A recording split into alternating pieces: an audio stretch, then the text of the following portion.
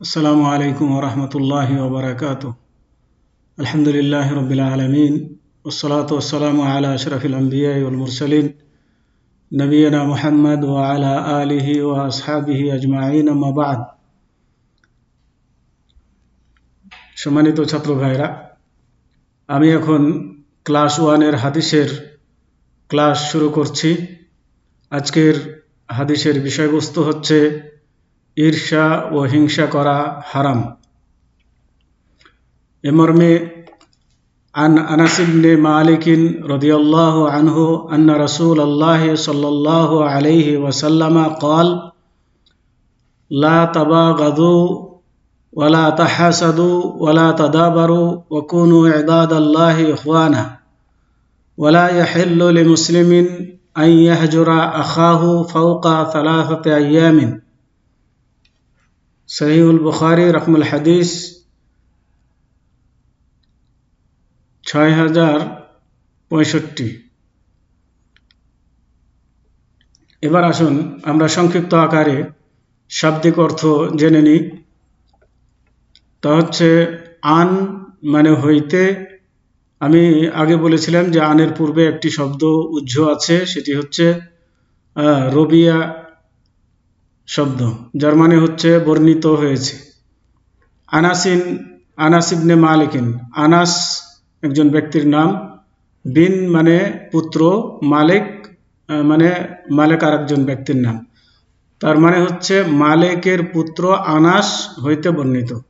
রাদিয়াল্লাহু আনহু, রাদিয়া মানে সন্তুষ্ট হন, আল্লাহ মানে আল্লাহ, আনহু আন মানে প্রতি, আর হু মানে তার, তো আল্লাহ তার প্রতি সন্তুষ্ট হন। আন্না রাসূলুল্লাহ সাল্লাল্লাহু আলাইহি ওয়াসাল্লাম, আন্না মানে নিশ্চয়, ইন্না আন্না এগুলোর মানে হচ্ছে নিশ্চয়। রাসূল আল্লাহ, রাসূল মানে হচ্ছে বার্তাবাহক। রাসূলকে রাসূল এই জন্য বলা হয় যে তিনি আল্লাহর পয়গাম মানুষের কাছে পৌঁছিয়ে দেন, এই জন্য রাসূলকে রাসূল বলা হয়। আল্লাহ মানে আল্লাহ, সাল্লাল্লাহু আলাইহি ওয়াসাল্লাম, সাল্লাল্লাহু মানে রহমত নাজিল করুন আল্লাহ, আলাইহি মানে তার প্রতি, ওয়াসাল্লামা এবং শান্তি বর্ষণ করুন। ক্বালা তিনি বলেছেন, তিনি একজন পুরুষ বলেছেন, লা তাবাগাযু, লা তাবাগাযু তোমরা পরস্পর পরস্পরকে ঘৃণা করো না। তাবাগাযু মানে পরস্পর পরস্পরকে ঘৃণা করো না। ওয়ালা তাহাসাদু, ওয়ালা তাহাসাদু এবং তোমরা পরস্পর পরস্পরকে ঈর্ষা বা হিংসা করো না। ওয়ালা তাদাবারু, এখানে আরেকটা জিনিস জানা দরকার, তাহাসাদু হাসাদ বলা হয় মানে কারো প্রতি যে নিয়ামত থাকে সে নিয়ামত নষ্ট হয়ে যাওয়া কামনা করাকে বলা হয় হিংসা, হাসাদ। ওয়ালা তাদাবারু, ওয়ালা তাদাবারু এবং তোমরা পরস্পর পরস্পরকে পরস্পরের পৃষ্ঠ প্রদর্শন করো না। তোমরা পরস্পর পরস্পরকে পৃষ্ঠ প্রদর্শন করো না, তার মানে একজনের সাথে সাক্ষাৎ হলে মুখ ঘুরিয়ে নিও না, এরকম। ও কুনু, কুনু ওয়া মানে এবং, কুনু মানে হয়ে যাও, ইবাদ আল্লাহ, ইবাদ মানে বান্দা, আল্লাহ মানে আল্লাহর, ইখওয়ানান মানে ভাই ভাই। ও কুনু ইবাদ আল্লাহ ইখওয়ানা, তোমরা হে আল্লাহর বান্দা ভাই ভাই হয়ে যাও। ওয়ালা ইয়াহিল্লু, লা ইয়াহিল্লু, লা মানে নয়, ইয়াহিল্লু মানে হালাল হওয়া, তাহলে হালাল নয় লে মুসলিমিন কোনো মুসলমানের জন্য, লে মানে জন্য, মুসলমান মানে মুসলমানের জন্য। আইয়াহজুরা, আইয়াহজুরা মানে পরিত্যাগ করা, পরিত্যাগ করা। আখা হু, আখুন মানে ভাই, আর হু মানে তার, তার ভাইকে। ফাউকা মানে ঊর্ধ্বে, সালাসাতে আইয়াম, সালাসা মানে 3, আইয়াম ইয়ামুনের বহুবচন মানে দিন, মানে 3 দিনের ঊর্ধ্বে কারো তার ভাইকে পরিত্যাগ করা বৈধ নয়। এবার আসুন হাদিসের অর্থ। আনাস বিন মালিক রাদিয়াল্লাহু আনহু হতে বর্ণিত, তিনি বলেন, আল্লাহর রাসূল সাল্লাল্লাহু আলাইহি ওয়াসাল্লাম বলেছেন, তোমরা পরস্পর পরস্পরকে ঘৃণা করবে না এবং হিংসা ও ঈর্ষা করবে না এবং পৃষ্ঠ প্রদর্শন করবে না। হে আল্লাহর বান্দাগণ, তোমরা একে অপরের ভাই হয়ে যাও। আর কোনো মুসলমানের জন্য উচিত নয় যে সে 3 দিনের বেশি তার ভাইয়ের সাথে সম্পর্ক ছিন্ন করে রাখবে। সহিহ বুখারী হাদিস নম্বর 6065। হাদিস বর্ণনাকারীর পরিচয়। এই হাদিস বর্ণনাকারী হচ্ছেন আনাস রাদিয়াল্লাহু তাআলা আনহু। তিনি আনাস বিন মালিকের পুত্র আনাস আল আনসারি গোত্রের। তিনি আল্লাহর রাসূল সাল্লাল্লাহু আলাইহি ওয়াসাল্লাম এর খাদেম ছিলেন। তিনি রাসূলের খেদমত করতেন। তিনি অসংখ্য হাদিস বর্ণনা করেন। তার মানে অনেক হাদিস বর্ণনা করেন। অসংখ্য মানে যেটা সংখ্যায় আসে না এমন কথা নয়, এখানে বেশি বোঝানো হয়েছে।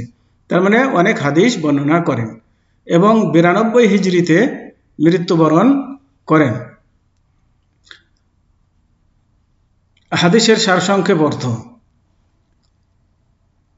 এ হাদিসের মাধ্যমে আল্লাহর রাসূল সাল্লাল্লাহু আলাইহি ওয়াসাল্লাম পরস্পরের মধ্যে ভ্রাতৃত্বভাব, সহমর্মিতা, ভালোবাসার বন্ধনে আবদ্ধ থাকার নির্দেশ দিয়েছেন।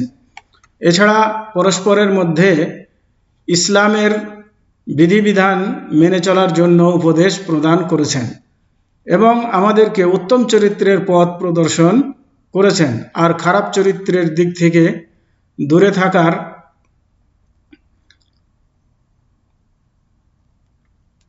থাকতে বলেছেন। আমাদের হৃদয় থেকে হিংসা, বিদ্বেষ ও ক্রোধ যেন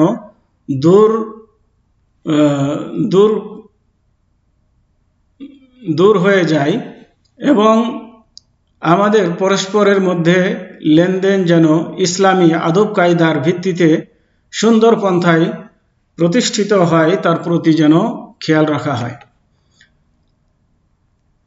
এ হাদিসে আরও ইঙ্গিত রয়েছে যে ভ্রাতৃত্ববোধ জন্মসূত্র ও রক্তের বন্ধনের চেয়ে আরও মজবুত, কেননা এর মূল ভিত্তি হলো ঈমান। অতএব কোনো কারণে একজন মুসলমানের উচিত নয় যে সে তার ভাইয়ের সাথে 3 দিনের বেশি সম্পর্ক ছিন্ন করে রাখবে বা তার কাছ থেকে দূরে সরে থাকবে। কিন্তু প্রকৃত ইসলাম ধর্মের বিষয়ে সম্পর্ক ছিন্ন হলে সেটার বিধান আলাদা। তবে তার সাথে সম্পর্ক স্থাপন করবে এই আশায় যে সে যেন প্রকৃত ইসলাম ধর্মের বিরোধিতা থেকে ফিরে আসে। এবার আসুন হাদিস হতে শিক্ষণীয় বিষয়। এই হাদিস পড়ে আমরা কি শিখলাম তা আমরা সংক্ষিপ্ত আকারে জেনে নিই। এখানে পরস্পরকে ঘৃণা ও শত্রুতা করা, হিংসা ও ঈর্ষা করা এবং একজন ভাইয়ের সাথে সম্পর্ক ছিন্ন করা হারাম। 2, যে কোনোভাবেই হোক না কেন অন্য কোনো মুসলমানকে কষ্ট দেওয়া নিষেধ। 3 দিনের বেশি কোনো মুসলমানের জন্য তার ভাইয়ের সাথে সম্পর্ক ছিন্ন করা হারাম। তার মানে কারো সাথে মনোমালিন্য হতে পারে, হওয়াটা স্বাভাবিক, কিন্তু 3 দিনের মধ্যেই তার সাথে সম্পর্ক স্বাভাবিক করে নিতে হবে, রাগ করে থাকা যাবে না। কারো